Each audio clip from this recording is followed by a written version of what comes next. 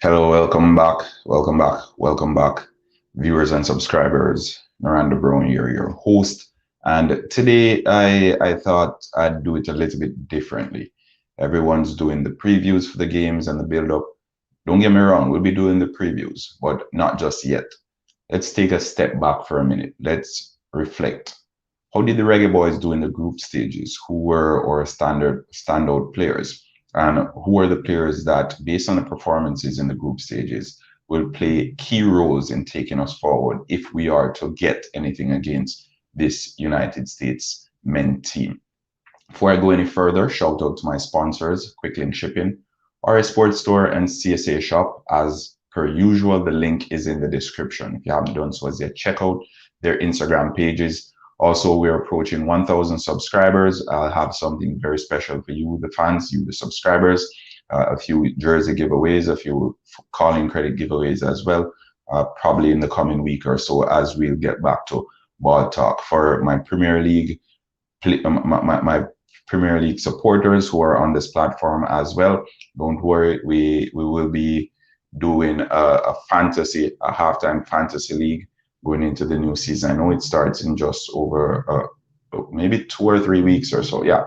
So we will be doing halftime fantasy football where at the end of it, whoever finishes top, or even at the end of each week, whoever finishes top, we will be getting a prize as well. So as we continue to grow together, I appreciate the support I've received from each and every one of you. We've been doing this for quite some time, and we've seen the exponential growth that we've been receiving throughout that time as well. All right. So if you have any comments, any suggestions, anything whatsoever, leave it in the comment section. And for those who have been supporting our previous videos, leaving those comments in the comment section, picking my brain a bit, because sometimes when you're too close to it, it's hard for you to see the bigger picture.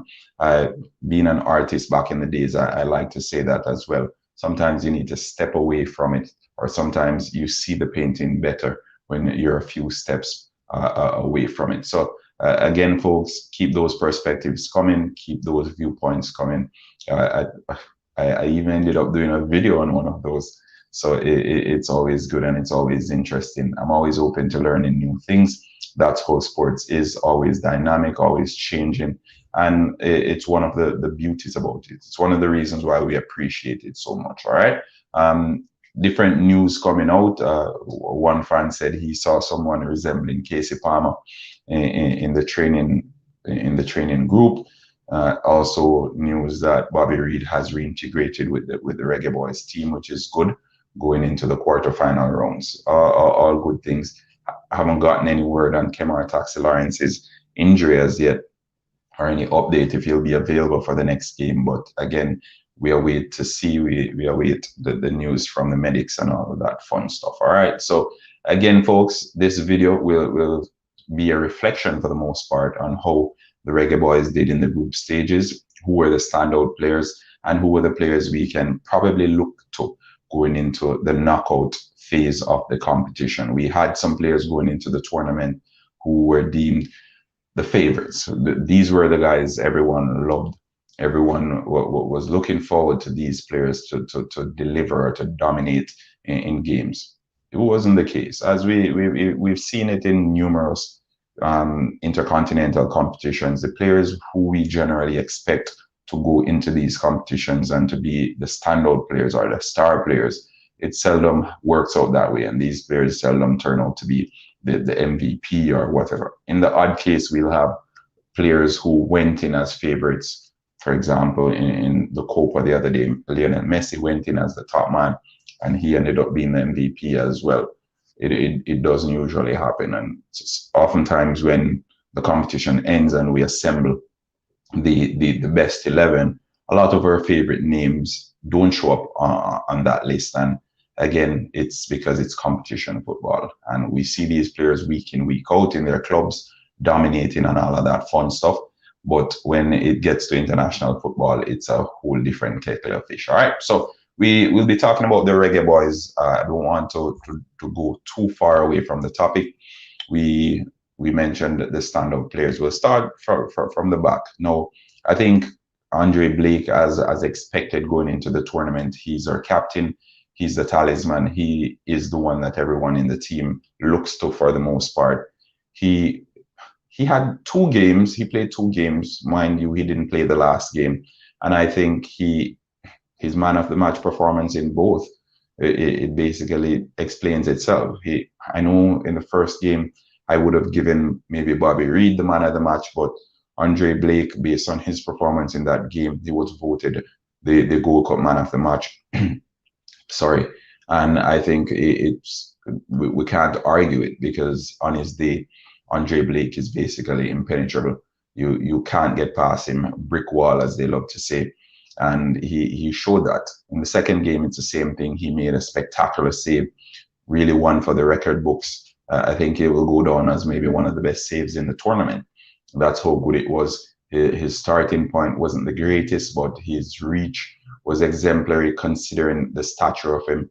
We know Andre Blake, he isn't the tallest fella, and the fact that he was able to get across the goal so fast and to take that one out of the top corner, it's remarkable. And as I said, he seldom disappoints. I don't think he's had five bad games for the Reggae Boyz in the last maybe 50 or so appearances or 40 appearances. That's how good he's been for the team. So I think as it relates to competence and reliability, it doesn't get better than Andre Blake, and we look to him for a reason, and he's the captain for a reason. So I won't even speak too much about that. Andre Blake, I've spoken to him on a number of occasions. Very cool guy, very relatable. He very jovial, but when it gets down to his football, he's very serious about it. And we've seen it. It's the reason why he's been best goalkeeper in the MLS on more than one occasions. It's the reason why he received that contract extension with Philadelphia Union, because personally, I think he's the best goalkeeper currently plying his trade in the MLS. And Philadelphia Union, they're extremely lucky to have him on their books. So Andre Blake, he doesn't really need much talking about. He knows he's been doing well, and obviously he's doing something right, because normally goalkeepers, they shoulder 90% of the blame of teams, and Andre Blake, he rarely gets blamed when a goal is conceded in the Reggae Boyz team. Okay, so I'll speak a bit about the defenders now. I think Liam Moore and Damian Lowe, they have something brewing. It could be a good partnership going into the World Cup qualifiers. You know, they haven't played together that often, but as the competition wears on, I'm seeing them looking a little bit better. If you've watched my previous videos, you know that I'm one to come on and speak about defenses being disjointed and all over the place. It's a term that I regularly use on this platform, but I see a bit of improvement in their performances. Their understanding of each other is getting better, and it is commendable. I know we have Ethan Pinnock, who was mooted to be coming in the setup. He didn't make it for the Gold Cup, but we're expecting to see him in the World Cup qualifiers. So I'm waiting to see if Theodore Whitmore will disrupt this pairing. But speaking on what I saw in the tournament so far, there were more good moments than bad moments for our defenders as it relates to the central pairing of Damian Lowe and Liam Moore. And as such, I think they've done a commendable job so far. Obviously, there is always room for improvement. There are some lapses in communication and communication breakdown for the most part, but I think they'll be on the same wavelength pretty soon. And it is one of those that we have to keep our fingers crossed and be hopeful going into the next game against the United States. Adrian Mariappa, he was a part of the last team to beat the United States in 2015. He can't get a look in this defense that we have currently at the Gold Cup. So again, we will do the preview probably later on today, or maybe release it even tomorrow, but we'll go further into that during the preview. But for now, I'm going through the standout players. So far, I think Andre Blake has been immense. The central defensive pairing, as I mentioned, they've improved as the competition has worn on. I know they've only played 2 games in the competition, because that third game, Damian Lowe was paired with Mariappa. But the 2 games that I saw Damian Lowe and Liam Moore, it was hopeful. We have something to look forward to. We can take a lot of positives out of that. All right, Liam Moore, total beast. He's a monster. He no nonsense defender, as they love to call it. But now I'm moving on. All right, I'll speak about the midfielders, and this person, in my opinion, has been the Reggae Boyz' most consistent player in the tournament so far. Right? You're free to your opinion. If you disagree, let me know in the comment section as well. But this, in my opinion, is the most consistent player in the Reggae Boyz setup. And because he isn't the flair player, because he doesn't offer all the tricks and all the sweetie bugs, as the Jamaicans love to say, he goes unnoticed. And it's the same thing with his club. He's played for Preston North End. He's had maybe 260 club appearances, and he's scored just under 50 goals, 40 something goals. So it shows that, okay, he can get on the score sheet, but he's playing in a midfield position, so he seldom gets on the score sheet. And with his club, that's what, 1 in 5? Yeah, roughly 1 in 5. That's not bad for a midfielder. Now, the player I'm talking about is Daniel Johnson, right? Yes, the Rasta run the world, as the cover, the thumbnail on this video states. Rasta run the world, and Daniel Johnson has been doing tremendously well for the Reggae Boyz so far. It's his Gold Cup debut. He has been a rock. He's been solid. He's been picking up those passes, and too bad the strikers haven't been finishing the chances, because then he would have probably been on 4 or 5 assists so far in the tournament. He's only scored 1 goal so far for the Reggae Boyz team, and that goal that he scored against Saudi Arabia was a beauty, and it shows his abilities. It shows his technical abilities and and potency. So we know he has that moment of magic in him. And so far this tournament, I'm not sure if it's a role that he's been given in this team by Theodore Whitmore, but he hasn't failed to impress us yet. Every game that he's played, he's been well. He's been good enough. There were some games that he was even better than expected, if I'm to be honest with myself. And I think going into the US game, he will be a key member as well in that midfield battle. We've been struggling to find the perfect midfield pairing, or the midfield 3, or the midfield whatever you want to put it. But I have to say, Daniel Johnson has cemented his place. And in my opinion, if you're playing a midfield 3, it's Daniel Johnson and any other 2. And if you're playing a midfield 2, it's Daniel Johnson and anybody else. All right. So that's how important I think he is to the Reggae Boyz midfield. He's a visionary. He tackles well. He reads the game well, and his positioning is always on point. So Daniel Johnson has been the Reggae Boyz' most consistent player so far in the tournament. He has also been super impressive. Linval Pastime. Welcome, Linval Pastime Walker. As I said, he has been super impressive, and I, for one, have seen him on a number of occasions at club level. Not too often have I watched him, if I'm to be honest. But in the Reggae Boyz team, I think he's gotten off to a wonderful start, and I hope his performances in the team continues to improve, because I can only see him getting better and better. All right, so Daniel Johnson, I think, has been the Reggae Boyz' most impressive player throughout the group stages. But one final player I'll mention, I think it would be criminal of me. I think it would be criminal of me not to mention him. And I think, as it relates to influencer or impactful players, I think Corey Burke has been the most impactful player. He's come on from the bench. I think the first game he came on from the bench, the second game he started, and the third game he came on from the bench again. And in all three games, he has had an impact on the game. Whether it is that he started, the game he started, he got on the score sheet. The last game he came on from the bench and he won a penalty for the Reggae Boyz team that basically turned the tie upside down. I know we didn't get a goal from that, but he basically tilted everything in our favor. But by making those runs, he's a hustler. We know what he's been doing in the MLS week in, week out. Welcome IMAX Football. Folks on here, if you haven't subscribed to IMAX as yet, check him out. Really good content. I, for one, enjoy almost everything he does. IMAX, we need to get some workings one at a time. But yeah, I really love the stuff that he's been putting out. Really like his viewpoint on football as well. So if you haven't done so, check out HalftimeTv, folks. Go ahead and subscribe to their channel. All right. Again, as I said, we're en road to 1,000 subscriptions. It's been a good journey so far.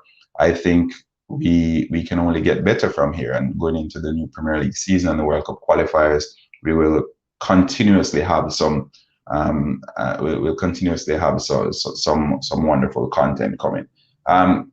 What can we do to win this game? What system and approach you imply? I've just seen everyone joining. DJ Future Central. Okay, welcome everybody. Welcome. I'll do the preview for the game, Coach Karumi. I'll do the preview, and don't worry, I'll go into the details of that one. For the last preview I did, I was freelancing for the most part, so my statistics weren't at hand. But I'll go into all the intricacies, what my expectations are going into the US game, what system will best work, what players to look out for, all that fun stuff. I think I'll release that video maybe 7 p.m. this evening, or you're in chance of winning this game. Well, the Reggae Boyz have only beaten the USA once in the Gold Cup since 1993. We've also failed to register on 2 occasions. When we beat them, I think it was 2015. Mattox and Giles Barnes, is that his name? Giles Barnes? Yeah, those are the players on the score sheet. We know Mattox isn't there at the Gold Cup, no, and neither is Barnes. So of the team that beat them in 2015, we have Andre Blake, who is still a part of it. Back then, he was on the bench. We have Mariappa, we have Hector. Hector was playing as a part of a back 4. And we have Taxi Lawrence. Taxi Lawrence is injured. So there are some players in the squad that have a little bit of experience beating the United States at the Gold Cup. But as I said, I'll go into that and all the other fun stuff later on when I release the video at maybe 6 or 7 this afternoon, 6 Jamaican time, 7 Eastern time. All right, let's see, back to my boss, but I'm listening. All right, no worries. We have the player that can do the job if we can get the tactics right. All right, I think from the group stages as well, I think personally Theodore Whitmore didn't do too badly. His changes were often on point. In that last game, I know he made a few changes when we were trying to win it, but his changes haven't been bad so far. His decision making hasn't been as awful so far as well. So I think those were my most impressive players / coach from the group stages. I'll get into the disappointing players so in the tournament in a second, but I'll just go over the most impressive players that I said. Andre Blake, as I said, he's the captain. He seldom has a bad game for the Reggae Boyz. The central defensive pairing, Liam Moore and Damian Lowe, I see something brewing there. And with a little bit more time, I think it can be something good to look forward to, especially going into the World Cup qualifiers. In the midfield, I can't get past Daniel Johnson. I think he has been the Reggae Boyz' most consistent player in this tournament so far. So the big names that we came in the tournament looking to the Andre Greys and the Leon Baileys, all these players of all these names, I think personally, Daniel Johnson has been our most consistent player in the tournament. Most impressive or most influential, impactful, I think it has been Corey Burke. He's come from the bench maybe 1 or 2 times. And he's done what he had to do on each of those occasions. Now, Ryan, I know you were listening to my most impressive players in the tournament so far. So now I'm going to ask you who were your most impressive players. Can you hear me? Yeah, may I hear you now? Wait a second. Just hearing you. Hold on, folks. Let me see if I can get Ryan on here. All right, can you hear me now, Ryan? Yeah, I'm hearing you now. Hold on, I'm still. You're not hearing me? I'm hearing you clearly now. Let's go and come back. Yeah, can you hear me now? Okay, perfect. Yeah, I can hear you now. Yeah. Good morning, viewers, and good morning. Who were your most impressive players from the group stages for the Reggae Boyz? I would say Damian Lowe and Leon Moore. I'm impressed with both of them. But going forward, now I don't really impress with the striker them, but I'm impressed with the defense, especially the 2 center backs. I would say Damian Lowe and Leon Moore. I think they have a very good tournament so far, and they're going to be so important to the team for us to defeat this United States team. So I would say Damian Lowe and Leon Moore. Excellent so far. Okay. So all right. The mere fact that our goalkeeper received man of the match in both games that Damian Lowe and Liam Moore played, do you think that says something about what's happening around there in the back line? Because the goalkeeper can't receive man of the match if he don't make any save, if we're to be frank. I don't know how they come by with 2. I think he deserved to be the man of the match, I think, in the first game, but I'm not sure. They're probably watching a different game. Kudos to Andre Blake. Enough respect for him.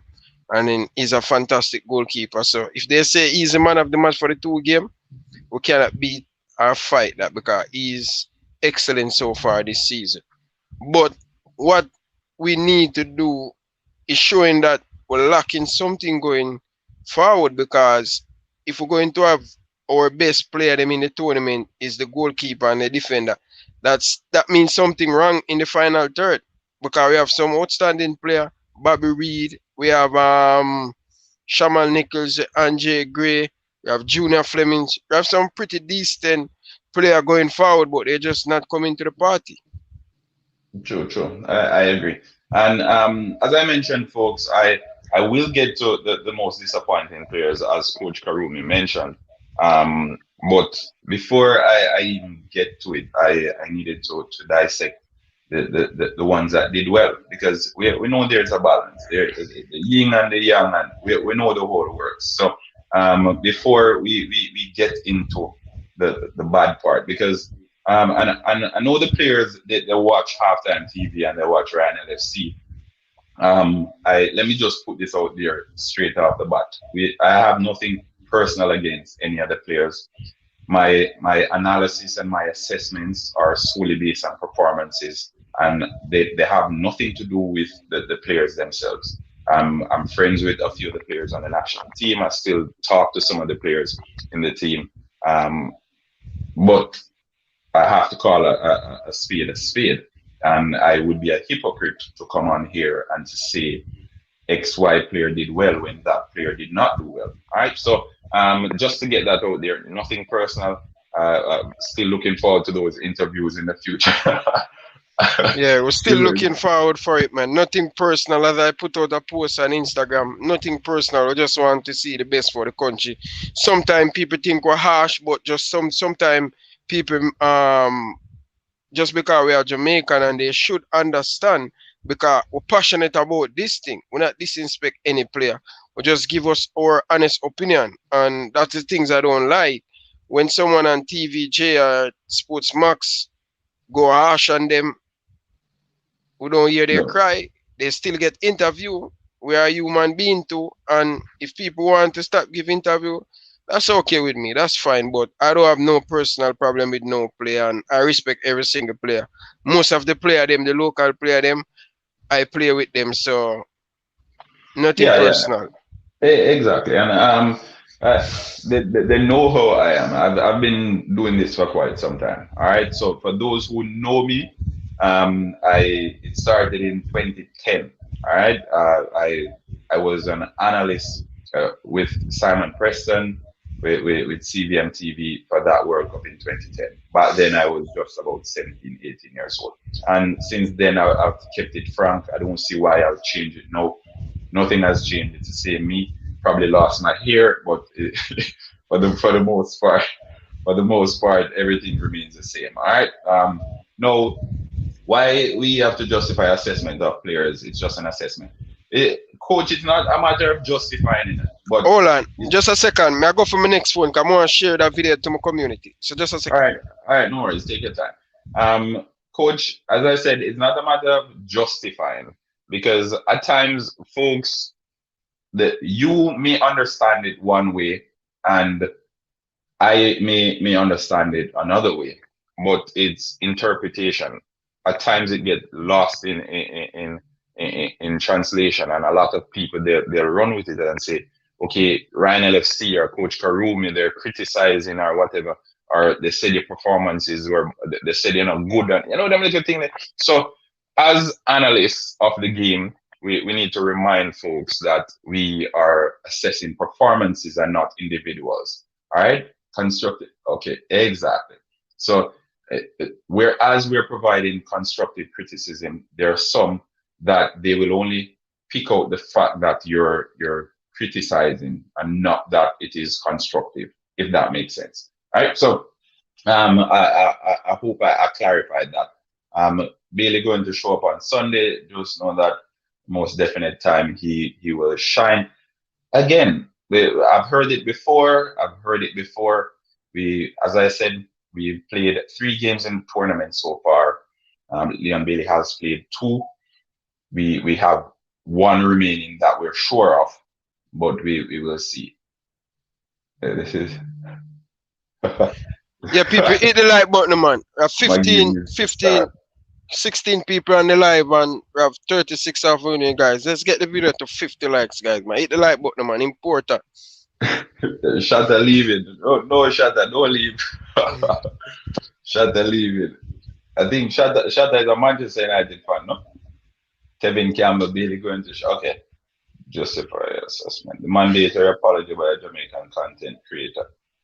I think Jamaicans tend to be thin-skinned if you get the idea. So whether it is the entertainment industry or the sporting industry, once you offer criticism or assessment of their performances, they take it as an insult, and it has contributed to a lot of the bad music that we've been receiving. Not to stray too much from the topic, because for example, someone's in the studio and your virgin say, okay, that song already yet. And because your virgin said the song already, you feel like your virgin disrespect you. You get me? So it's that inability to accept constructive criticism that has hampered both the music and the football. Honestly, after the Costa Rica game, I'm nervous in the sense that we hold on, let me see if I can pull back up that comment, in the sense that we failed to score goals, win games, Colise. I agree, Colise. We failed to score goals, win games. I agree again. But also, we need to bear in mind that a lot of the players in that Costa Rica game, they hadn't played a game in the tournament before. We created a lot of chances as well. Andre Gray, for one, he had 2 glorious chances to put us in front.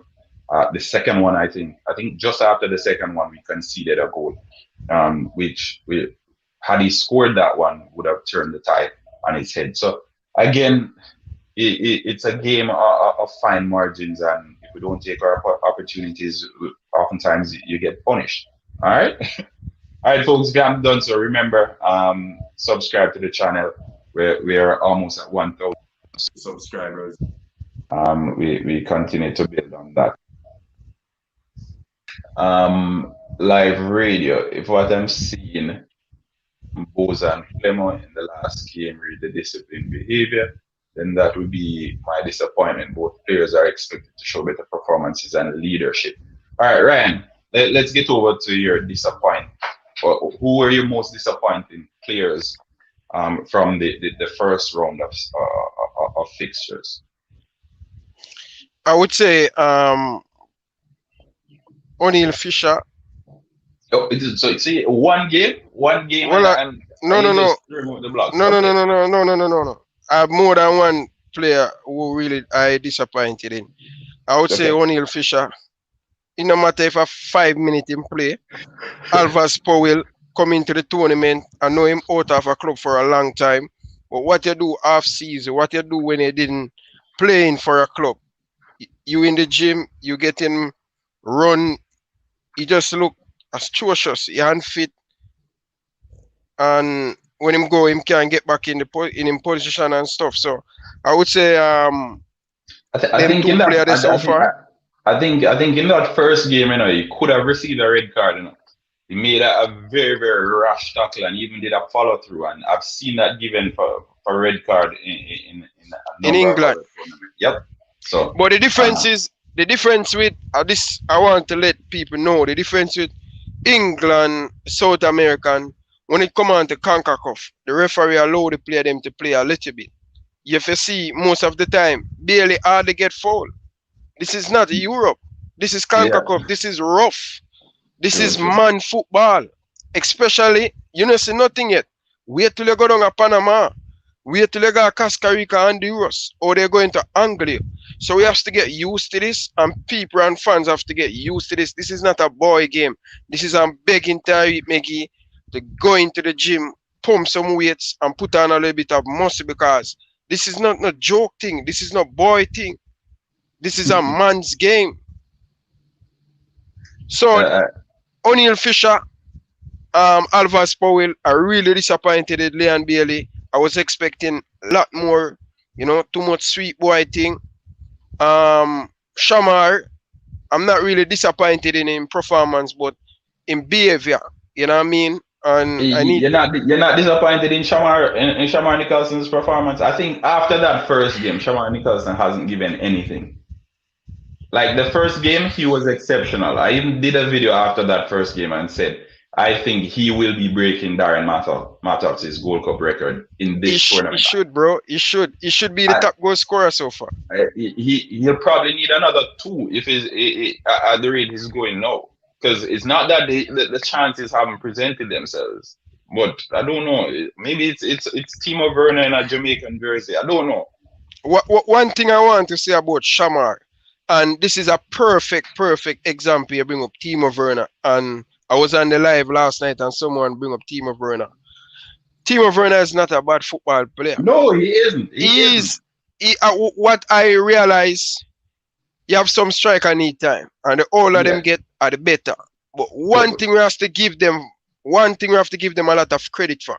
How many striker get in the position for at least to get that chance? I agree, and that's I'm a Chelsea fan, as you know, and that's why I don't bash Timo Werner. But when it comes to chances, that's why that's a comparison I'm making with Shamar Nicholson, because it's not his overall play, it's what he's doing with the chances that have been presented to him. Because we're to be honest with ourselves, based on the chances Shamar Nicholson has received so far in the tournament, he should have been easily on maybe 6 or 5 goals. Based on just the chances that we've received. Reggae Boyz have only scored 4 goals in the tournament, and we've had 4 different goal scorers. You get me? So, I don't know.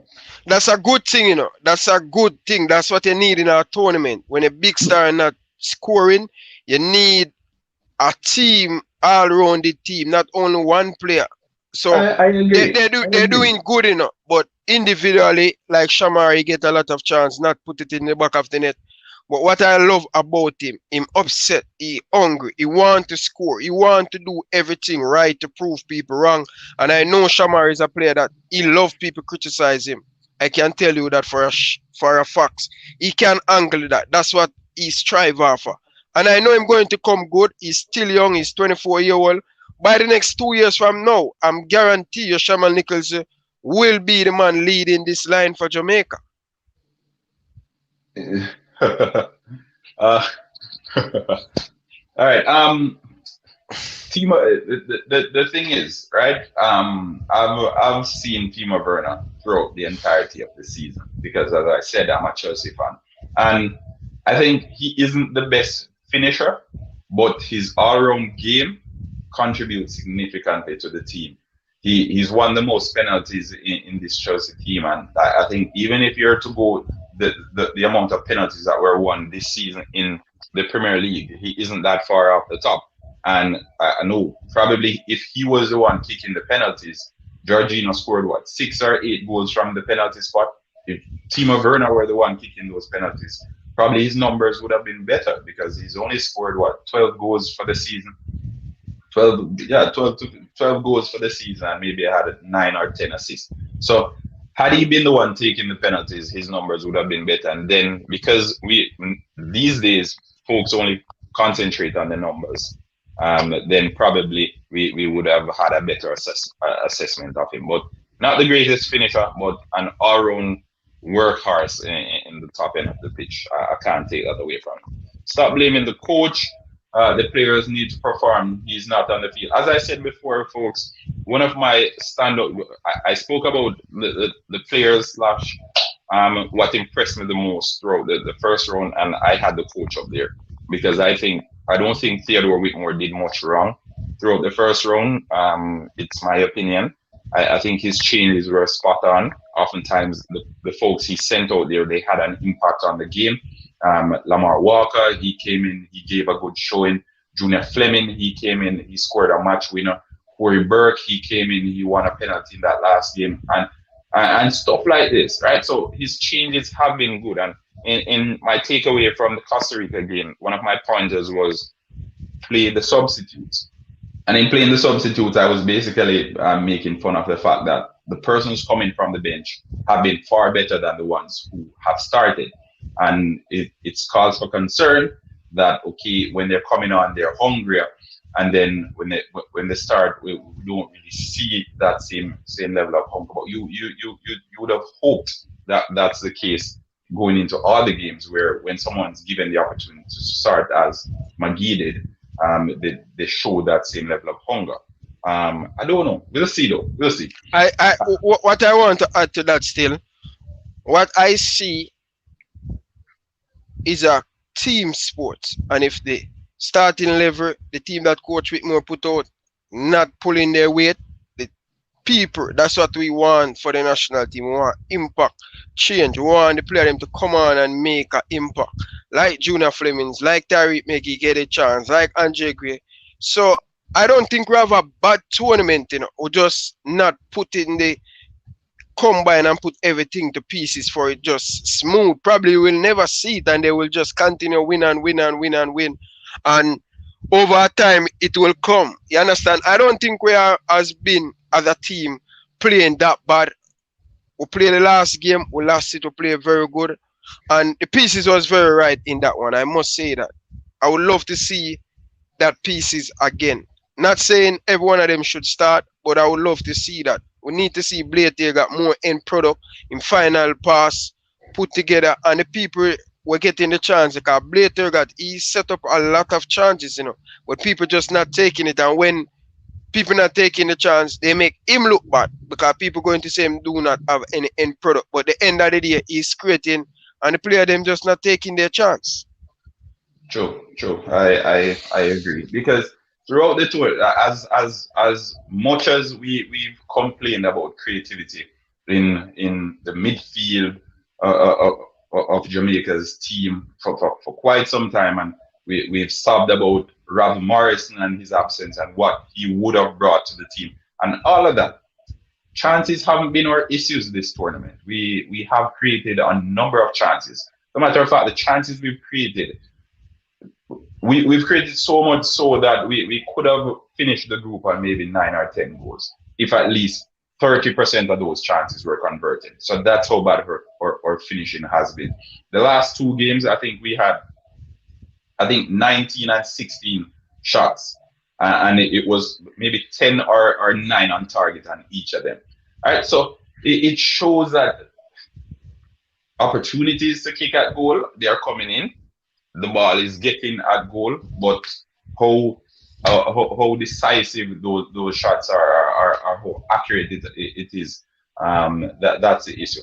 How about Hector and Speedy both on? Let me see if I can pull back. All right, let's see this one. How about Hector and Speedy both on the field? How you feel about that, Ryan? We see that in 2 games in the tournament so far, Speedy, and that means someone have to be dropped. Either Daniel Johnson or Bobby Reed going to drop, and I don't see that.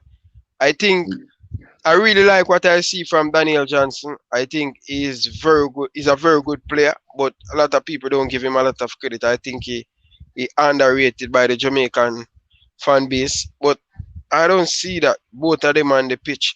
But with both of them on the pitch, it will bring something different because Speedy have the short range pass and Hector have that long range pass that can make a 40, 60-yard pass over the top of the box, especially if we're going to play Andre Gray up top. You're going to need these long passes to get behind the defense and stuff, but I don't see either one or the other. All right. We are aiming for the hour mark. So here's what I'm going to do now. We've spoken about the positives. So now I'm going to talk about the disappointments from the group stages, because as I said, sometimes they say you need to know your past, you need to know where you're coming from to know where you're going. All right, so your past helps to shape the future, and our future is the United States on Sunday. Our past, which was the group stages, the last game was on Tuesday. So I spoke about what I enjoyed, what I liked seeing. The most impressive player for me, as I mentioned again, Daniel Johnson. So now I'm going to speak about the most disappointing players from the first round or the group stages. Now, let me begin. I think the left back, Amari Bell. I think if I'm starting from the back line now, I think Amari Bell hasn't been great this tournament. As a matter of fact, the left back and the right back, Amari Bell and Alvas Powell, neither of them have been great this tournament. Throughout the entire team, I think Amari Bell, he had a good game. He had half a good game, and then a game that was okay, and then another game he came on at the last part. So I wouldn't even count that part because he came on when Taxi got injured. So I'm just gonna judge him on the first 2 games, and I wasn't impressed, right? That's me. I wasn't impressed. Folks saying he's a remarkable footballer and all of that, but I don't know. I think it's cause for concern because no Taxi is injured, so chances are he's going to start. I'm not optimistic. Alvas Powell is the same thing. You spoke about him earlier. Him coming off being away from football for a period of time. He's in the Philadelphia Union team. He I think just before the tournament he got his debut with Philadelphia Union. Maybe he's not match fit. Who knows? But we've seen what Alvas Powell is capable of in the Reggae Boyz color. So maybe it's just a blip. Maybe it's one of those instances where, okay, he's just having a bad spell.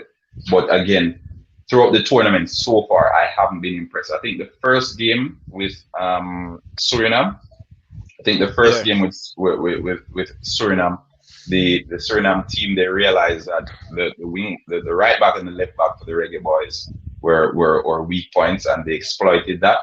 Uh, Sorry, they didn't have better finishers, but it's luck for the Reggae Boys for the most part, because if Suriname had better finishers, probably that game would have been even more interesting. All right, but starting at the back line, my most disappointing players so far in the tournament were Alva Spoil and Amari Bell. What says you? I would say both of them, and I think I'm not going to push too many pressure on Amari Bell because I think he's the second choice left back for us, and I think he pretty decent. Not But having a fun. hold on. You said he's the second, but no, he's the first choice, because remember, Tatsi is injured. We're not even sure Tatsi is going to play in the next game. So, and Yeah. that's the thing. Hold on. Before you even continue, you mentioned you don't want to put too much pressure on him because he's the second choice, and I think we get carried away with that second choice mentality too much, because remember the last tournament that we got to the final and Andre Blake got injured, right? And we had to bring in the backup goalkeeper. So it's that same mentality. You're not pressuring them because they're the second choice. But what happens if that player has to be thrown out at the deep end? We need players who are competent and possess enough quality to get the job done on the day. And no, that player can't be expected to start week in, week out. But we still need people who are competent enough to come in. And me being here, I'm worried. Right? It shouldn't be that way, right? That's the best. That's the best we can find as backup. That's the best. That's we can. Remember, we have this problem for years. Remember, before Amari Bell come in the picture, it's just Kemar Taxilarians alone. We cannot find a proper right back and a proper left back to be backup or understudy or to challenge these Alva Spoil and Kemar Taxilarians to take them game. This is why Powell is sure of him game for years now, and Kemar Taxilarians sure for him game for years. Kemar has been doing fantastic. Trust me, he's one of the most consistent Reggae Boyz player with him performance. So, as I said, who we're going to find to play that understudy role? Yeah, I fully understand the perspective coming there. So, going over to the other side, then over to the right back side. What about that part? Because then we have Albus Powell and we have Fisher, who you aren't fond of. So, is it that it's the same issue on that side as well, or no? Most definitely, bro. We need a right back. We have so much right back. We have this youngster that former Harborview players, the captain of KC, and then playing for the Toronto, playing for the Vancouver Whitecaps. What's his name? Brown. I don't remember him first name, but he played right back. Javian Brown. I think would have been a much upgrade on Alvas Powell. I know Alvas Powell has been proven of the experience, but I think Alvas Powell need to get competition in that position. It's too easy, man. It's too easy for Powell, bro.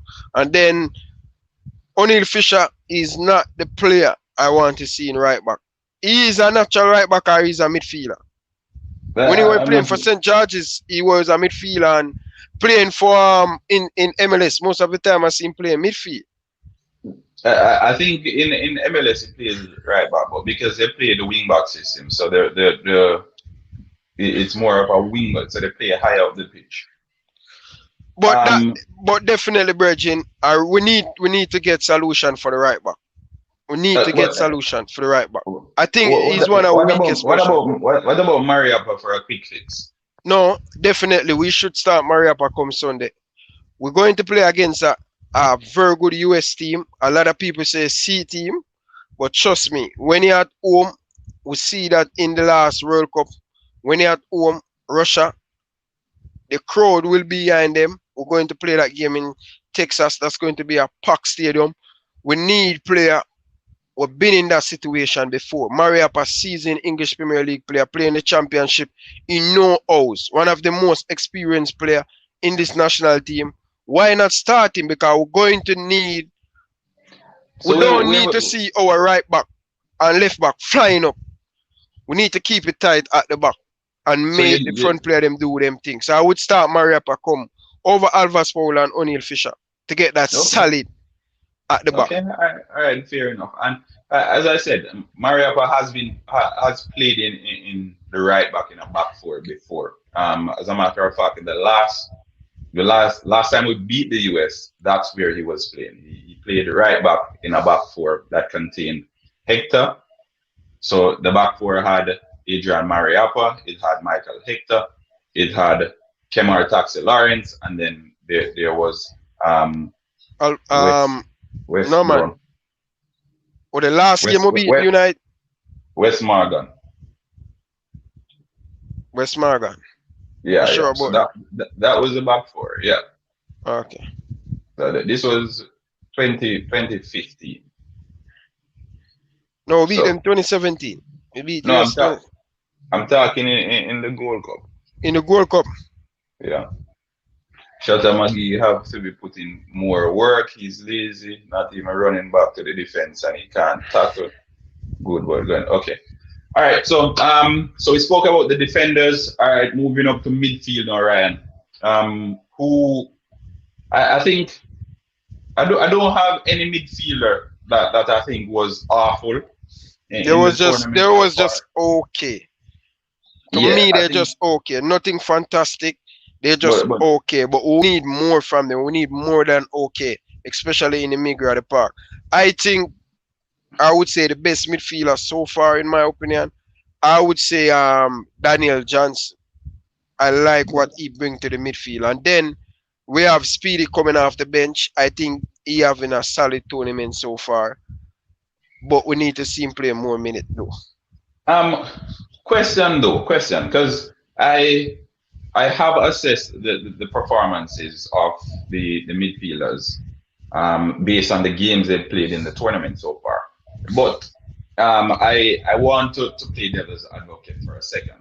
Could it be that Daniel Johnson looked so exceptional because the other midfielders were flat out average? Could it be a case of that? Because I think he was remarkable in all the games he played. But again, when I'm stepping back now and I'm putting my critical hat on and doing a little bit of critical thinking, could it be a case where those in and around him weren't great, so he looked as if he was remarkably well, but it's just because the bar wasn't that high to begin with? Could it be a case of that? Yeah, I don't think the midfield has been playing together properly how they're supposed to. I think the midfield is one of the most important part of the pitch. You know, we need to see the midfielder them play more together and play as a team. You know, we're not covering each other in the midfield. Sometime when Daniel Johnson go, my boy still pushing up. No one covering. This is why most of the I think the one of the goals must score and we open up inside the midfield like a mackerel. Need to keep that more tight and play as a team inside the midfield. But what do you think about what Peter Lee Vassett? Why this guy haven't been in get called up? Because I don't understand why we have to start the tournament with 23 man. We could have a player, another midfielder there, you know. With 22. So again, we'll get to the most disappointing aspect of the group stages. I'll save that part for last because I have that on my roster here as well. No, we've spoken about the defenders, we've spoken about the midfielders. In the strikers, I think, or in the attacking third, then let me put it that way, because I don't want to say strikers, because when I say strikers, folks might think it's only the center forward. So in the attacking third, I think Leon Bailey and Shamar Nicholson have been the most disappointing in the tournament so far for me. I think based on the start that Shamar Nicholson had and the competition that we were up against, he should have been on maybe 3 or 4 goals so far in the tournament. I think in the first game, he was exceptional. He didn't do anything wrong. He missed a few chances, but his positives far outweighed the negatives. And at the end of the day, I didn't even remember the negatives from that game. That's how good he was. Had it not been for an out of the world strike from Bobby Reed, I think Shamar Nicholson would have easily received my man of the match accolade from that first game. All right. The second game, I do not know what happened. I think he squandered too many chances. His head wasn't in the game. He was trying too hard. He was getting into the positions to score goals, but I don't know. He got off balance somewhat. His niche was thrown off. So I'm not sure if that's enough to judge him on. But also in the final game when he came from the bench again, I think he wasn't great, and it puts it into perspective. Then of 3 games, he had 1 good game as a central forward, and that's what 66% being bad. So if we're putting it on a scale of 100, 2 good games, 2 bad games, and 1 good game, that means 66.6 of his games were bad. All right, so that's my assessment of Shamar Nicholson. I think Leon Bailey, I did a full video on it. He's a victim of the expectations. He's coming off an injury, and someone commented on one of my videos saying he should be given as much game time as possible because he's coming from an injury. And let me clarify that again. When players are coming from injuries, we put them in gradually. You don't just throw them in at the deep end. You give them 20 minutes, 15 minutes, and then you try to get them back into the groove.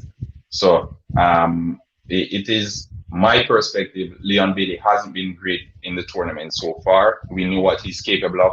Had it been a case where we didn't know that he was a superstar and we were just going out there to watch some football with a blank sheet, having him write his story based on performances in this tournament so far, his story would not have been an attractive one. And if a coach or someone, a novice, didn't know anything about Leon Bailey, they would have probably pulled him off at halftime in maybe both games, because in one of the games he only came to the party in the second half, and in one of the games he basically didn't show up.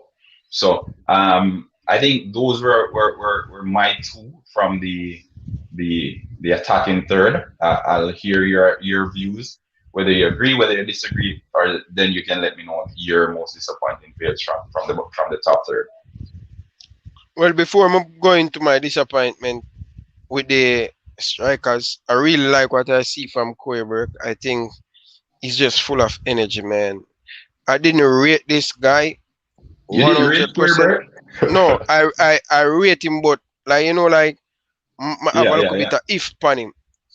I have a little bit of if pan him. You know? Which team him usually play for? Rivali. He usually play for Rivali in Jamaica. Premier League. I don't remember what team he played for. Yeah, man, him play for Rivali, man. Yeah. But I really love what I see from Fullback, man. That guy is just full of energy, man. This guy should start in the game against United States. This guy is good, man. He's good. The thing is too, he's familiar with the players, because of this US team, only 4 of them do not play in the MLS.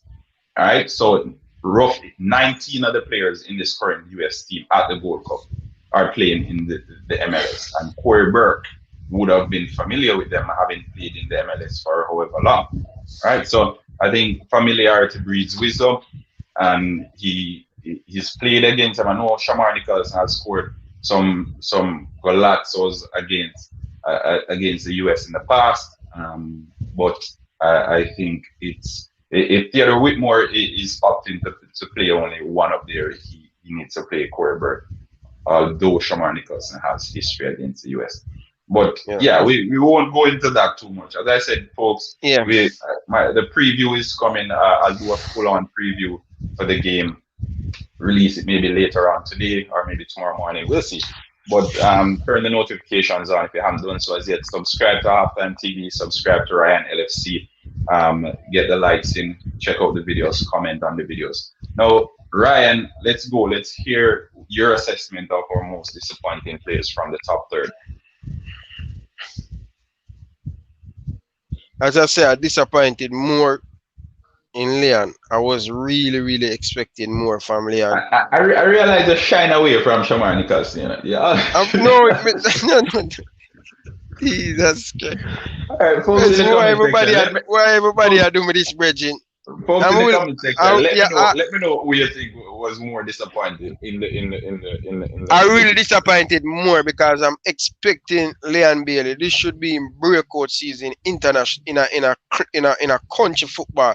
For more people know Leon Bailey. If they didn't know him in club, I was Yeah. really hoping he just light up the Gold Cup because he training, he do interview, he say fit, he ready, he 100% committed to the national program. He definitely really disappoint me. As I said, he's still young and I'm going to give him more time. But Okay. how long we're going to give you more? How many more time we have to give you, Leon? You need to step up. If we have to win this game come Sunday, you need to be a very important player in this game. We need to see goals, Bridging. Goals. Now, let's move on to my boy, Shamar Nichols. Shamar, as I said, you know my stance on this. I really disappointed in Shamar discipline. And I think him hungry and he want to score, but oh my God, bro. You get a lot of chance, man. When you get a lot of chance and miss so many chance, Bridging, you're not going to have people saying good things about you, brother. So you need to just refocus and bring back that Shaman Nichols with the hunger from Boys Town days, from Shaman Nichols with that hunger, that 1-0 victory over United States. You just need to just be calm a little bit more and just pay attention, Bridging. You understand? But you need to start to put the ball in the back of the net. So I would say Shamal and Leon Bailey. And Shamar has been coming in this tournament with an injury, just coming off an injury, not playing a lot of game and stuff. So yeah, a lot of people say I'm overweight, which I don't agree with that. But everybody have them opinion. But I think I disappointed in Shamar. But I'm not going to say I'm not disappointed in Andre Gray. In that last game, bro, as a Premier League striker, been there, he's a 20 million pound striker. You get buy for 20 million pound from Burnley. Watford buy you. Virgin, you have to do better, bro. I really expecting you to be more clinical in front. Which I should even expect that because from Premier League days, I know you're not clinical. You have to get 2 and 3 chances before you score, but you need to put away your chance, Virgin. This is when you have to make coach a bit more believe in you because you see already he not really believing in you because he's still playing Corey Burke and still play Shamar over you. That simply mean you have more work to do. You have more point to prove to Theodore Whitmore. So I hope you come good. You're doing it okay, but we need to see you step up as a Premier League striker and lead the line. Okay, all right, fair enough. So, Shota said based on expectations, so finish chances, I vote Gray. I again, Just a, go ahead. just a second. Just a second. I'm coming back there.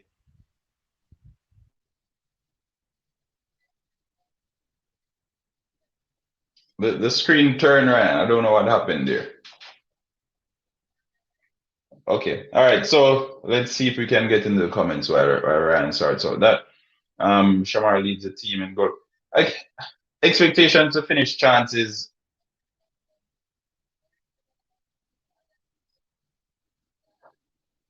I don't know.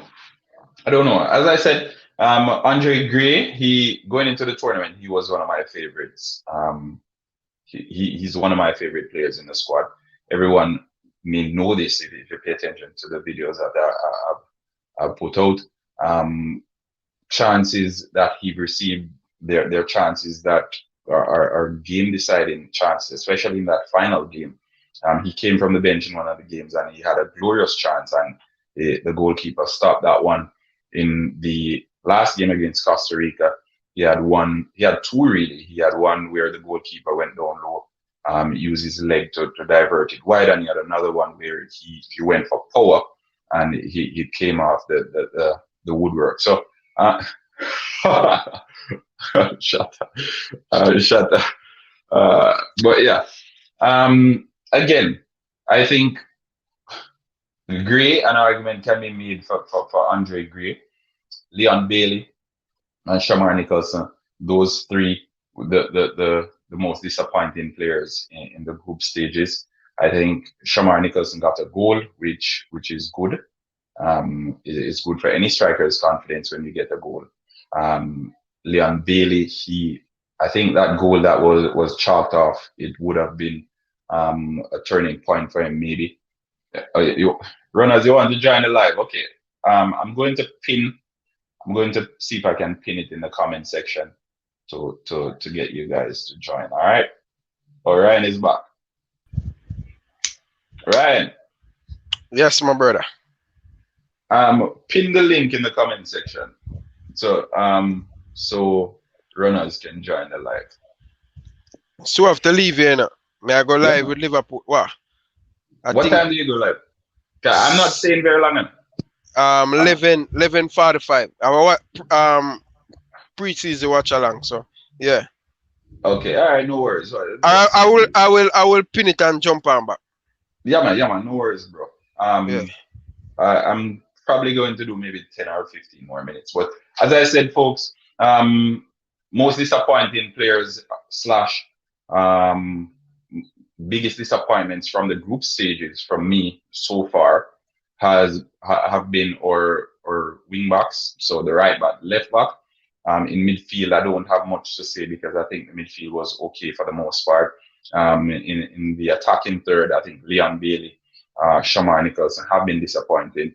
And for those coming from the bench, I think Andre Gray, based on the expectations, as Shaka rightfully said, he's been disappointing as well. And again, as I said, the case with Andre Gray and Leon Bailey is somewhat similar because these players come in with a script already pre-written for them.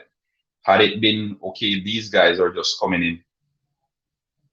All right, Tevin, no worries. We'll keep it long. We'll keep it until 1:30. As soon as Ryan pins as soon as Ryan pins the link in the description, we'll see if we can get some more guests on here. But I can't. Well, sometimes it's me post comment. Sometimes it's just me.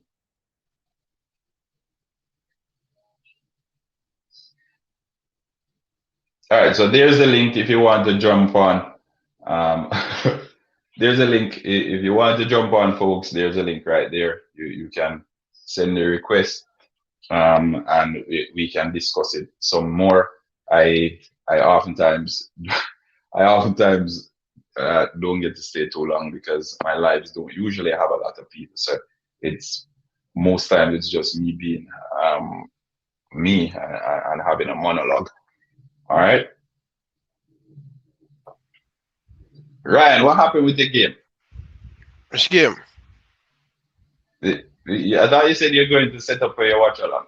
No, I set up the computer and everything, and I just wait for the time closer. So I leave probably next 2 minutes. Hey, Okay. what's up? Off time. Welcome, boss. How you doing? Good. Am I echoing? Pardon me? Am I echoing? No, you're good. All right. Hey, I got something for Ryan. Okay. You said something about Bailey, right? Yeah. You know what I think about Bailey, right? Bailey, I mean, his job was to provide assists, right, to the players. Them. You think so? But to see him score, to wanting him to score, I mean, it's gonna make him more maybe selfish. Maybe I'm wrong, but I just feel like he's just a team player. He's just helping people to put them on a platform. You understand?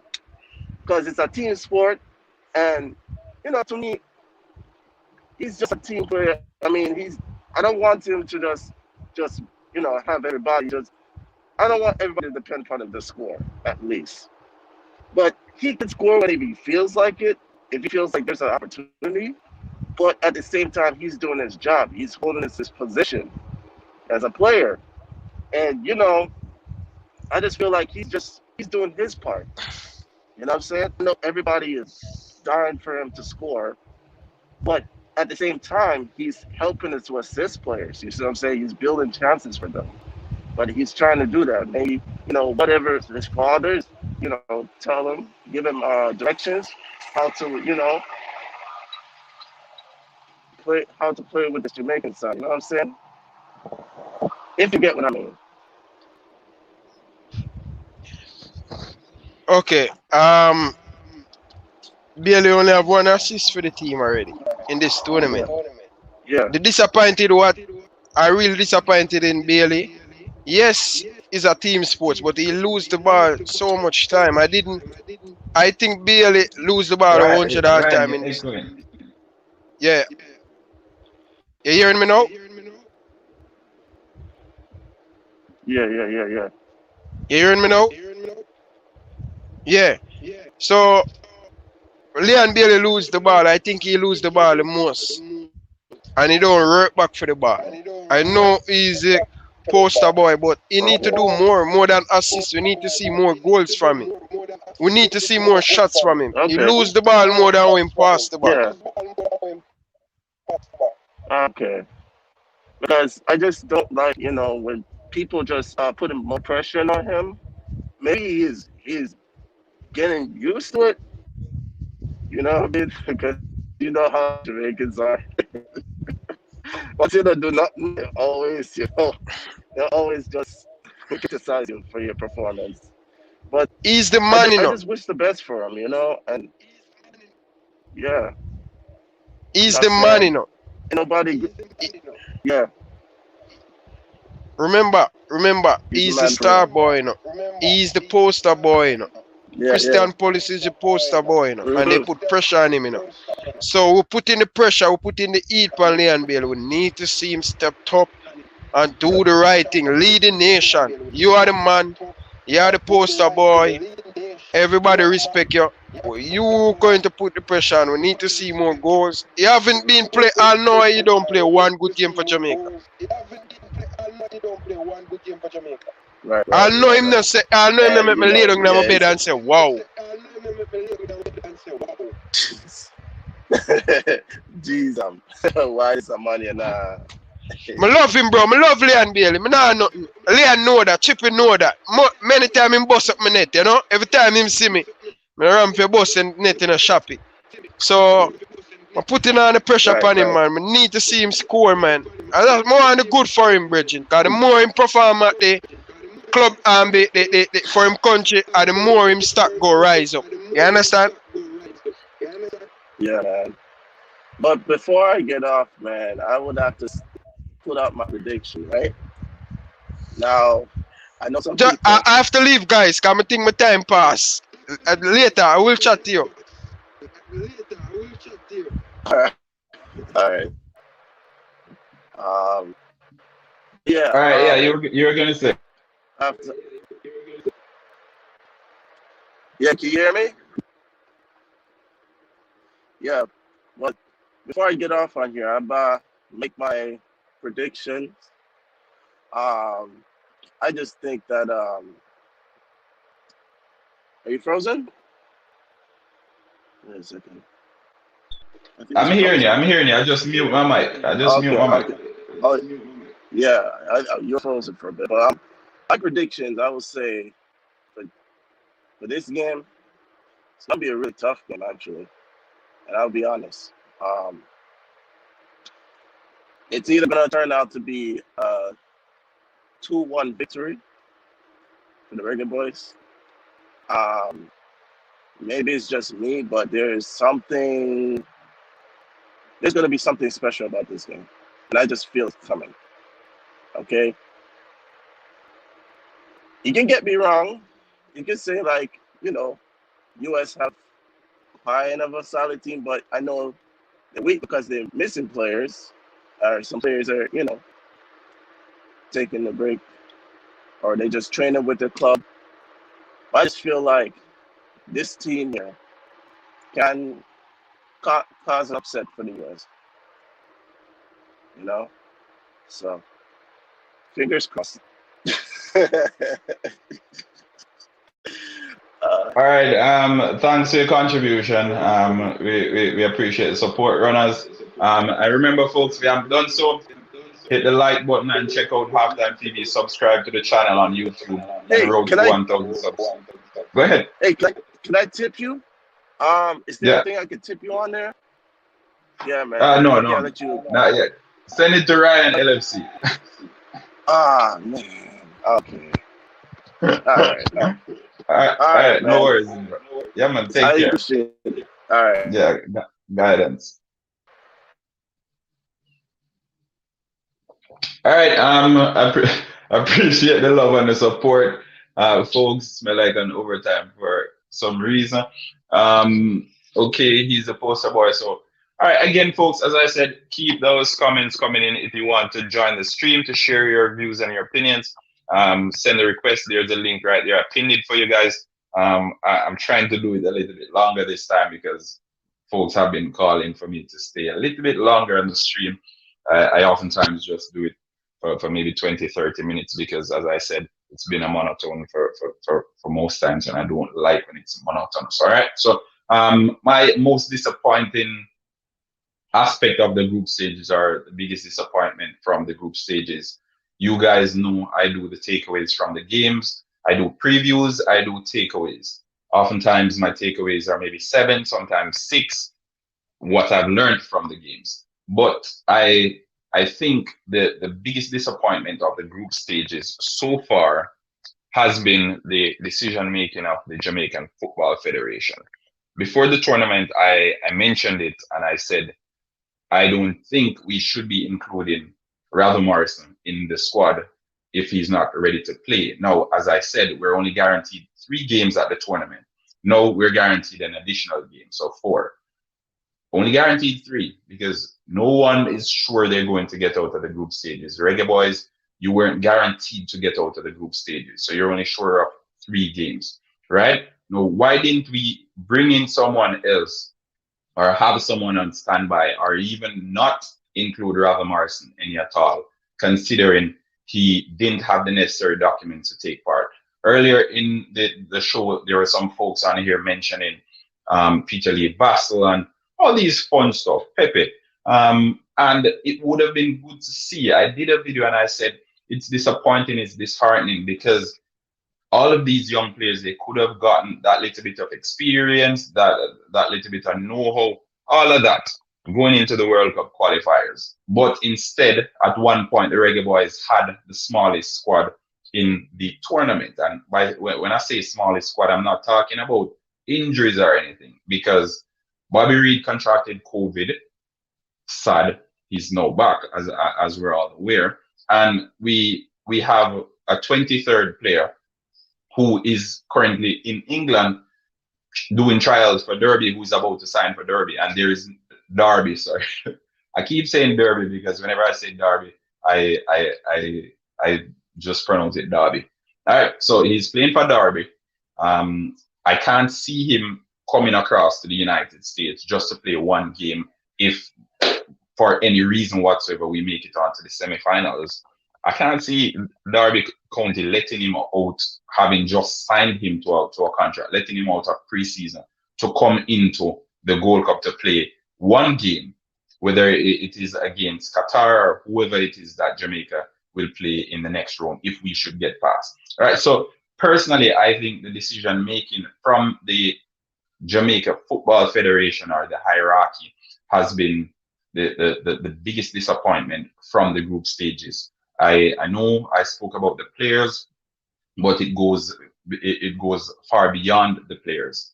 It goes far beyond the coaches, because having tied Theodore Whitmore's hands with a knot, like he was out of options.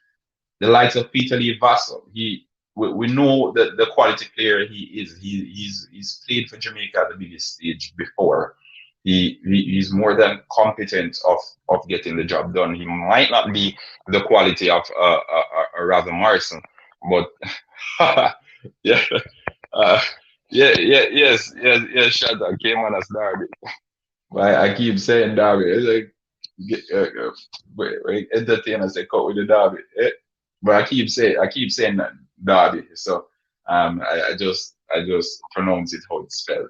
All right. So don't bash me in the comment section. Don't worry about my pronunciation and my enunciation. It tends to go a little bit off beat whenever I'm getting too passionate. But yes, folks. Again, as I said, it's disheartening and it is sad because we went into the tournament. Although there are teams that went into the tournament with weakened rosters, we went into the team with a man short. And regardless of the 11 players on the pitch, like we seldom see where 10 players are better than 11. All right, we seldom see that. Like the man advantage, regardless of the game you're playing, is oftentimes better. At no point is being disadvantaged by a man is better than having all your players out there on the pitch, and that is the case with the Reggae Boyz. That was the case going into the group stages. You still don't take Rather Morrison, so we have an empty slot. So what you're saying to me then, you prefer not having anyone there rather than even taking one of the youngsters from the USL like a Pepe or a Peter Lee Vassell. So I don't know how you guys interpret it, but if I'm to share my interpretation, it won't make for good reading, and I think it doesn't spell well for where we want the football to go. And I made this vow before the tournament started that I won't be dwelling on the negatives of the Jamaican Football Federation throughout the tournament, because I want to ensure that the players are in a good headspace, and I want to wholeheartedly support the team at all costs. But I can't let this one slide. I really can't. And if you realize, I haven't done any player ratings since the tournament started.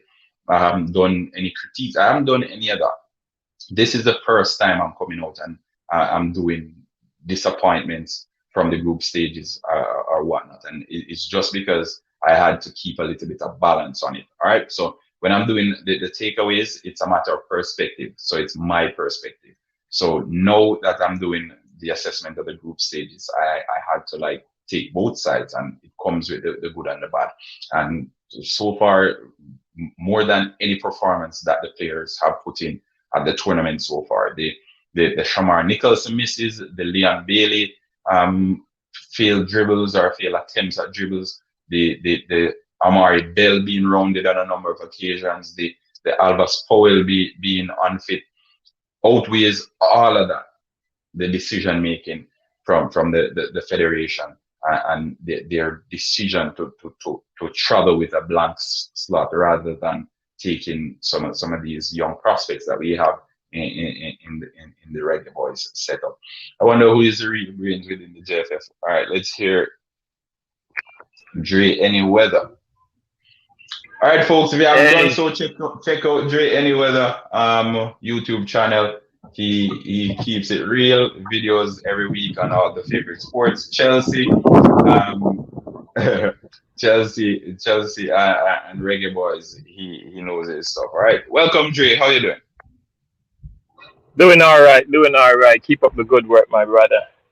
I'm on the work right now, but I first come in and support the show, you know. And I see I got some extra minutes today.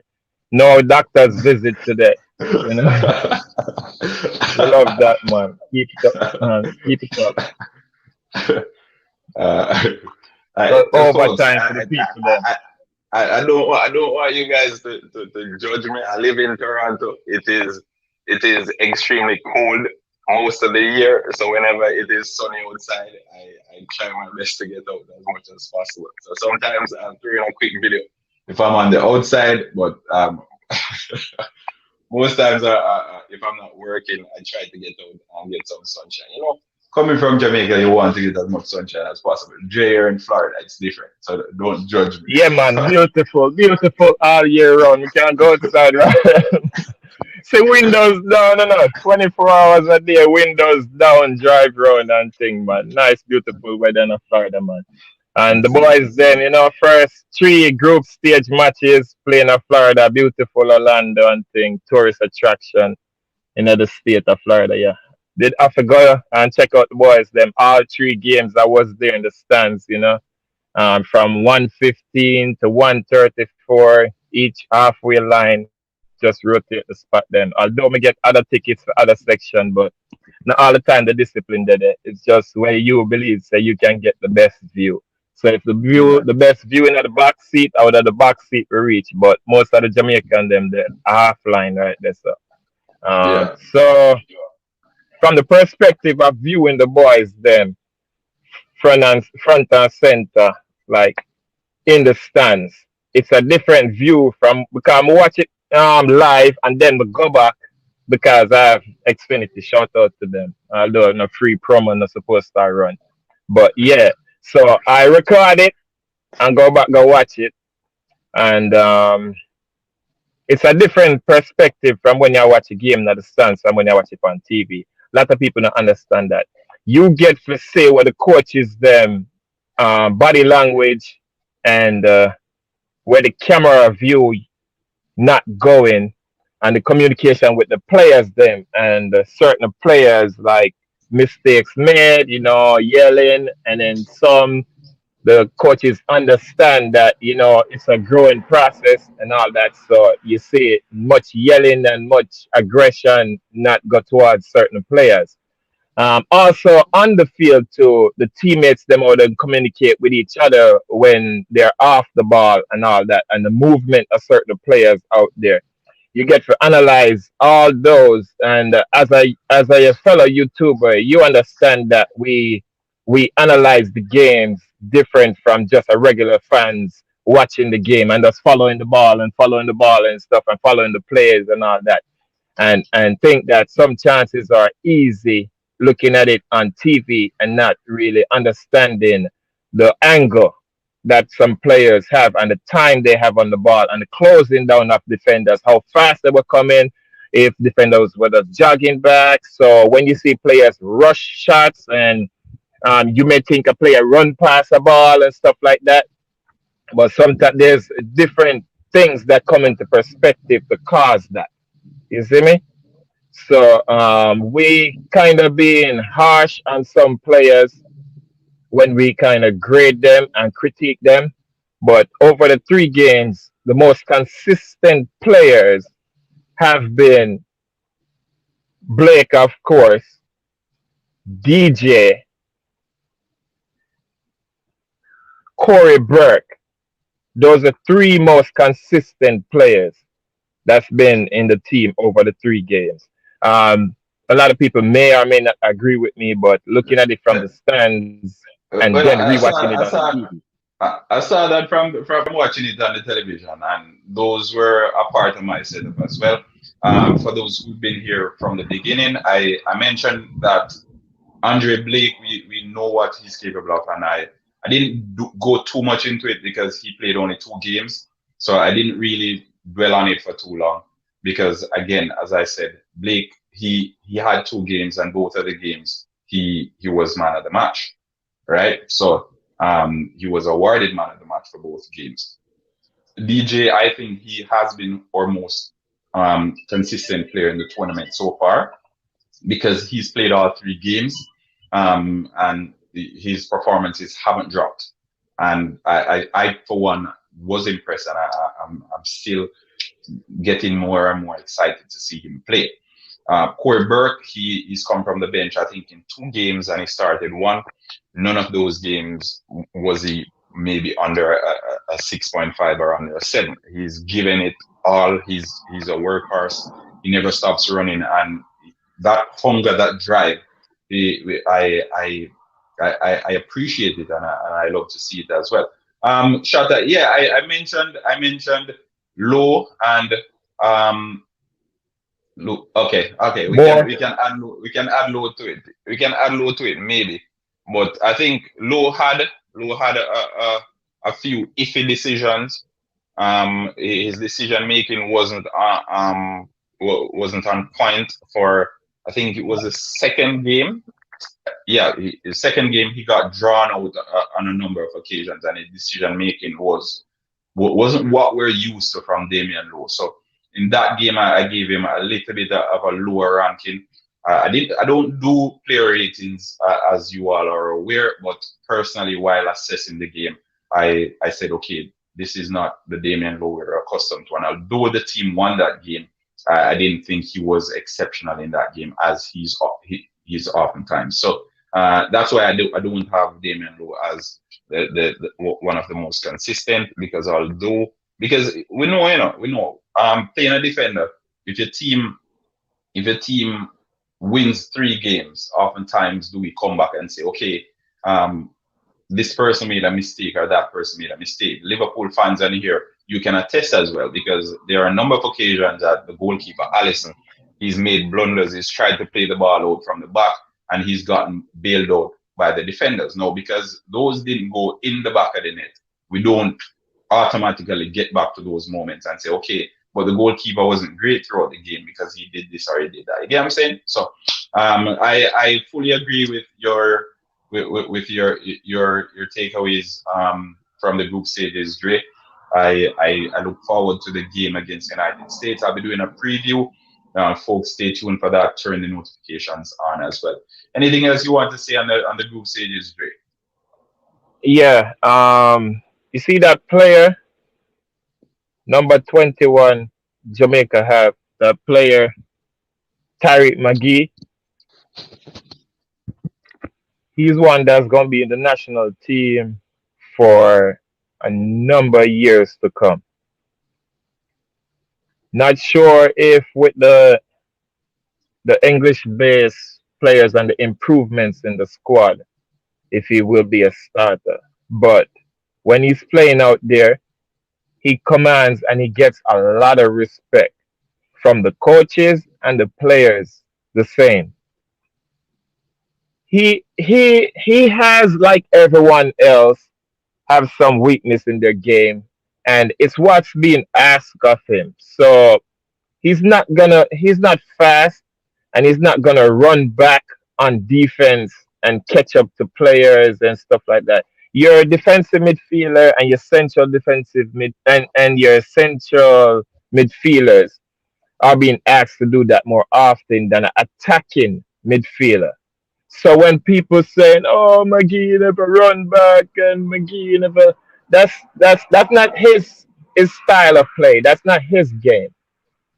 He's not a Mason Mount, and so people are gonna critique that about him, because Mason can play any position in the midfield or on the attacking wing. If the coach wanted him to play striker, Mason can play striker too. Not many teams have a player like that. But McGee, let's not put too much on his plate right now, because out there on the park, the cameras don't pick it up. But he was open and he moved into space, off the ball movement. It was really good out there to see. And he was playing with so much composure and skill when he was on the ball too. It's like a veteran international player playing out there for. We got to remember that was his very first international start for the senior team. So he did play with a lot of composure, creativity. One-on-one, they had to foul him on occasions. Even when he never get the call, he was being fouled out there, and the fans were like going crazy, like, "Come on, ref, let go the ball!" Like, he was being pulled. Ruiz had nothing against McGee. Ruiz movement, though, in the first half, he moved into pockets of spaces and stuff.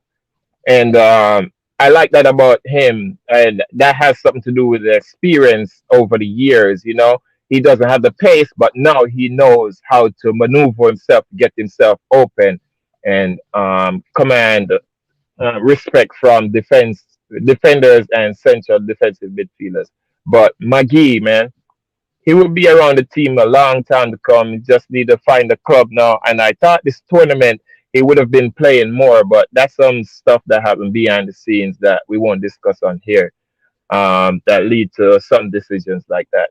But however, given that the circumstances that he's in at his club, I believe people judge him and think that it's because of his laziness and all that. It, that's not the case, you know. When you see a player playing out there on the field, it's a different scenario from when you watch it on TV. You gotta see his movement where the camera doesn't follow him, his communication when the players make the wrong pass and he says something, they give him the thumbs up, the okay.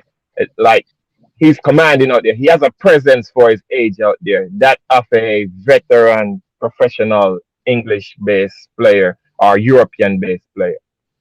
Now you That was mentioned impressive. this you mentioned what's happening at his club and him coming into the national team and giving showings like this one. Now there's a similar situation with Jose Altidore and the US team where he's almost looking to the US team as a haven because things aren't going his way for the Toronto at Toronto FC. They haven't played him in however long because of the differences with him and the coach. Do you think then the onus is on McGee and his agents or whoever to go elsewhere and get that move for him for the betterment of his career? Because we can't see through the fact that he's playing. I'm hearing on feed. Yeah, so I'm asking if do you think things like these should be laid out to agents to go out there and seek the moves for their clients? Because McGee now he's approaching the peak of his career. He's still very young, but 21 years old. A lot of players across Europe are doing it big. Bukayo Saka took the decisive penalty for England 2 weeks ago in the Euros at 19. So age in football is relative to most because at 36 you can be kicking in goals in the back of the net like a Cristiano Ronaldo, but you can also be coaching like a Wayne Rooney, and it's the same thing. 19 you can be, or 21 you can be sitting on the bench and accepting the fact that okay, you're gonna get a big part, or you can be stepping up to the plate and taking the decisive kick like a Bukayo Saka. So where does McGee go from here if he is to nail down that starting spot in the Reggae Boyz team? So it's a little bit of both. So at the club, you got to remember they changed coaches, and then before the tournament, he was in the first team back again practicing, and probably I think preseason was coming up, or actually played in a preseason game, Yeah, something he like played that. one But it preseason has to friendly. do, yeah. So it has to do with coaching changes and stuff. Maybe the previous coach he rubbed him the wrong way, so you know he was not on his good side, and that's a detriment to the team performance because the team never did that well. Also, who knows if McGee was in the team on a regular and consistent basis? Maybe he still wouldn't be playing in that league now come the new season coming up. So, but from what you see out there, also it has to do with the agent too. But if there's not enough video or tapes on a player, there's only so many opportunities that you can open up for that player. So it has a little to do with both. But this international stage now, if he plays consistently, that like we expected him to do in the beginning, also, then this should be a platform for him to open up a lot of eyes and open up a lot of doors for his agent too. But going forward, yes, I expect to see him more often. And there is a front four that he could also play in if we don't use two strikers. So if we go with Corey Burke as the lone striker, McGee could play that CAM role. But if we go with Corey, if we go with two strikers in a Corey and a Gray, then we don't really have room for the McGee in the starting team. So it just depends what formation and front four Tapper goes with. Because if we go with a front four of Bobby, Leon, and Corey, we have McGee playing behind them. in the CAM. If we go with a front four of Gray, Bobby, Leon, and Corey, then Bobby would be playing that withdrawn role, that creative midfielder role, that roaming role, which that's another thing. So McGee, I believe there's a chance that if we use the front four with one striker and Corey being the lone striker, because he's capable of putting pressure on the central defenders and commanding a double team because he has that demeanor and he can hold up the ball. Majority of the times, Corey's being fouled out there, by the way. But Yeah. a lot of the fouls come after he passed the ball and none caused because of his body type. He doesn't get the benefit of the cause. In the previous game, not the last one, the game before that, it was a penalty but because the defender went through the man to get to the ball. You go ball then man, but he Yeah. went man then ball, and but he did make solid contact with the ball. But in order for him to do that, he had to take down the man, and it was a play on by a corner kick by the ref instead of a penalty. So that was a huge shout there. But yeah, McGee, going back to McGee, going forward, he could still start in the team if the coaching staff wanted to use a formation and a start in front, which he would give him the opportunity. But based on his performance previous game, he he he is deserving of playing in that front four and starting going forward. All right, all right. There you have it, folks. Dre Anyweather sharing his views on the positives or his takeaways from the group stages. Reggae Boys played Group C. They played Suriname. They played Guadeloupe, and then they played Costa Rica. As I said before, the tournament started. The Reggae Boys were playing in the only group in the tournament that had four different teams that had four different languages. So we had Costa Rica, Spanish speaking, we had Suriname, Dutch speaking, and we had Guadeloupe, which is a French speaking country, and then the Reggae Boys, as we know, were English speaking. So we defeated the French, we defeated the Dutch, and we faltered to the Spanish. All right, so we go forward now. We'll be playing against the first English speaking team that we've played against so far in the tournament in the form of the United States of America.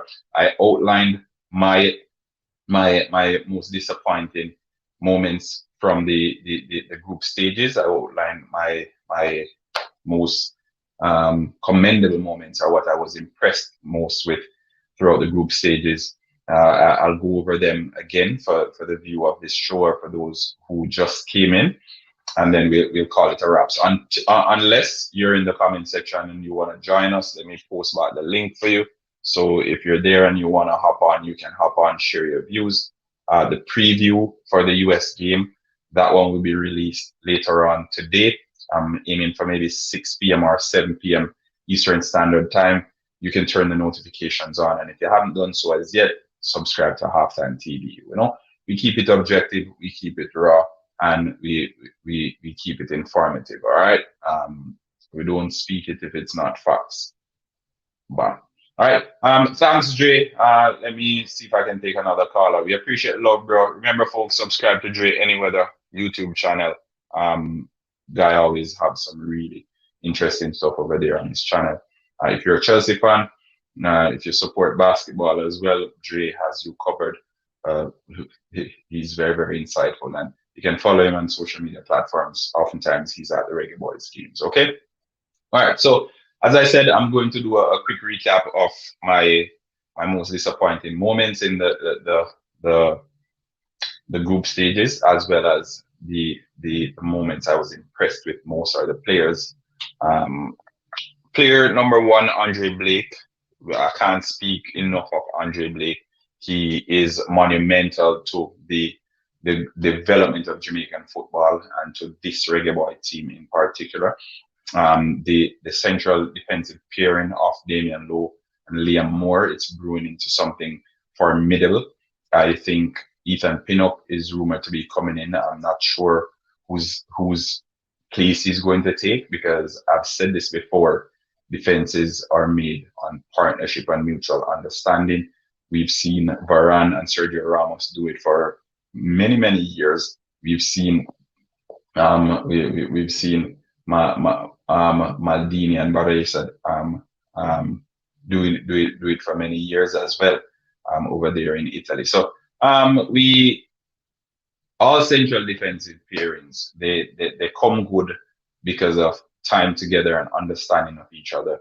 And I think currently these two, Liam Moore and Damian Lowe, they're understanding each other more and more. They play together. Liam Moore, he's a monster at the back. Damian Lowe, he possesses that little bit of leadership and know-how in and around the Reggae Boyz team, and it's good to see. I've been impressed with those guys so far. Yeah, there a shot at commenting from Manchester United fans saying Varane and Maguire will do it for many years as well.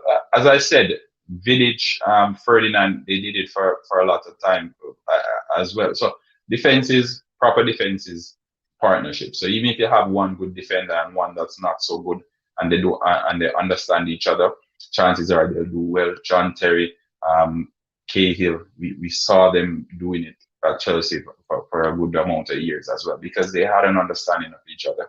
They're on the same page for the most part, and defending is about cohesion and being on the same wavelength.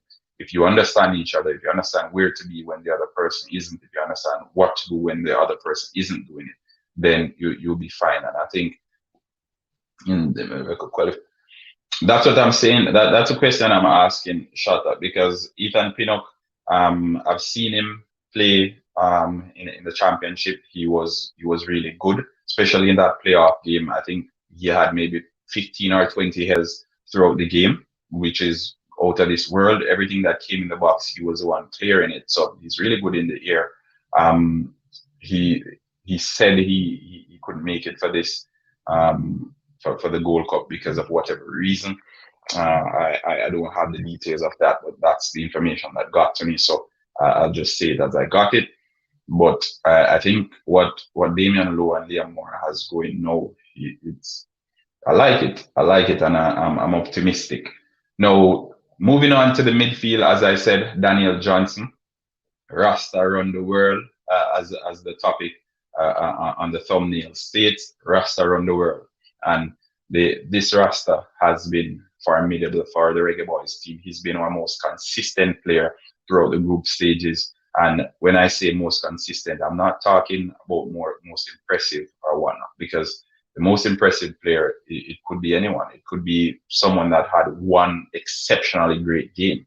But on consistency, I mean throughout the tournament, based on performances that this player has given in each of the games that he's played, I think Daniel Johnson has been the Reggae Boyz' most consistent player in the tournament so far, and I say that unapologetically. I think the other midfielders that have come in, they have given good showings of themselves, but based on the level of performances being fluctuating up and down, it's difficult for me to compare them to Daniel Johnson and what he's given to the setup so far. Going into the top third, I think Corey Burke has been by far and large the most impressive player for the Reggae Boyz. He's been our most potent attacking threat. He's been our most energetic player in the attacking third. And I think if we are to stand any chance whatsoever against the United States, Corey Burke needs to be in that starting setup. All right. Tevin, don't worry, I'll do the folks. I'll be releasing the preview for the game later on today. I'll get all the fun stuff, get the backgrounds and everything, and the statistics together, so we can do a proper assessment of the game. All right. So during that prediction or preview for the game, I'll give my score predictions. I'll give you a little bit of history about the teams. I'll give you the statistical data. I'll do a little bit of overview on the coaches as well, and then I'll go into the players to look out for that game. All right. So it's a full package for the Jamaica USA game, as we often do. So for all the HalftimeTv faithfuls, you can look out for that one. It's coming this evening. Don't worry about it. All right. So Tevin, I know you're excited, but it's coming later on today. So there you have it for my most impressive players for the group stages. Oh, and the coach as well. I think the coach did well in the group stages. His decision making wasn't that bad. He gave a good account of himself. His choices to make changes whenever he made changes were good as well. Folks, remember. Folks, remember to hit the like button, get us to 50 likes. 4 more views and we'll get to 50 likes. So go ahead and hit that like button, get us to 50 likes. And again, we're in road to 1,000 so subscribers. Can you imagine? Just a few weeks ago, we were at 500, and then it took off so quickly. I couldn't even imagine we would have been getting to 1,000 subscriptions within 2 weeks. So, folks, we appreciate the support we've been receiving. I can't say it as much. And as I said, I'll have something special for you guys. We'll do a special episode of Ball Talk as soon as we get to 1,000. I'll be giving away some signed jerseys from players. I'll also be giving away some calling credit as well. All right, the jerseys are en route. A few players they assured me that I'll be getting the jerseys as soon as possible. So keep an eye out for that. We'll be going live, and we'll be doing something like this, kind of like what you call it, customer appreciation day. Yeah, but it's a halftime family appreciation live. All right, so the disappointments now from the group stages. I think disappointment from the group stages. I think the wing backs for the Reggae Boyz team, Alvis Powell and Amari Bell, I wasn't impressed with them. I think the midfield was okay for the most part. So I can't pull anything from the midfielders. I know Michael Hector, he received a whole lot of bashing and all of that, but I can't criticize him too much during this tournament either. During his showings, there were some good moments. There were also some moments that weren't so good. But I think they don't warrant an actual full-on criticism. So I won't speak about that. In the attacking third, I think Shamar Nicholson and Leon Bailey, with Andre Gray being thrown in there as well, have been least impressive. Andre Gray and Leon Bailey, in particular, based on the expectations that they came into the tournament with. We know Leon Bailey. It was Everton last week. Then it was Aston Villa. No, it's Leicester City. All these big clubs interested in signing him. So it shows that he is a player who is capable of doing good things. Otherwise, the likes of the clubs that I just outlined wouldn't be all sniffing around to get his signature. Demari Gray recently signed for Everton, so I don't see him going to Everton now, considering Bayern Leverkusen just sold another player from the flank. So we'll see what transpires in that regard. Demari Gray also mooted to be interested in playing for the Reggae Boyz. So it should be interesting coming to the World Cup qualifiers. But as I said, Leon Bailey, Shamar Nicholson, they have impressed the least. Andre Gray, again, based on the expectations coming into the tournament as a top quality Premier League proven striker, the chances that he's been afforded, there are chances that he should be putting away, and he didn't. So those are the takeaways from the player standpoint, if I'm to talk about my disappointments. But more so than anything else, the biggest disappointment has been the decision making from the Jamaican football hierarchy.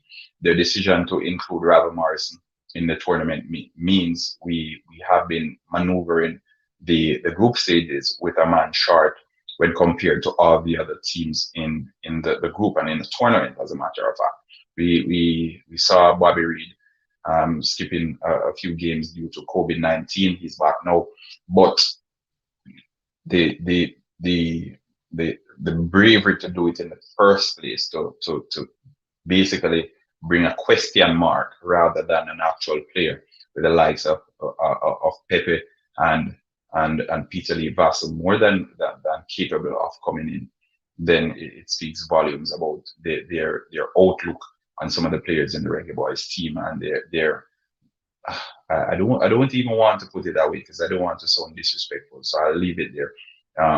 it speaks volumes about how they view some of the prospects in the Jamaican setup, and even the local players who haven't played in however long. I think it would even make more sense if you had taken one of those players from the local side, whether Ricardo Morrison or whoever, instead of taking a question mark. All right. So again, as I said, folks, that's it for me for today. Remember, like, share, subscribe, leave your comments in the comment section. We would love to do it again. It's the longest I've been on a live, and it's because of you. It's because of what you've been requesting, and you know, when you ask for it, we provide it. All right. So leave a comment in the comment section. Let me know what you think. What were your biggest disappointments from the group stages? What were the impressive points of the group stages so far? And then later on today, we'll do the preview where we can share our views and our predictions from our predictions for the game against the United States of America. All right. So again, the U.S. manager currently has a win percentage of over 70%. So just bear this in mind. We'll do this again later on.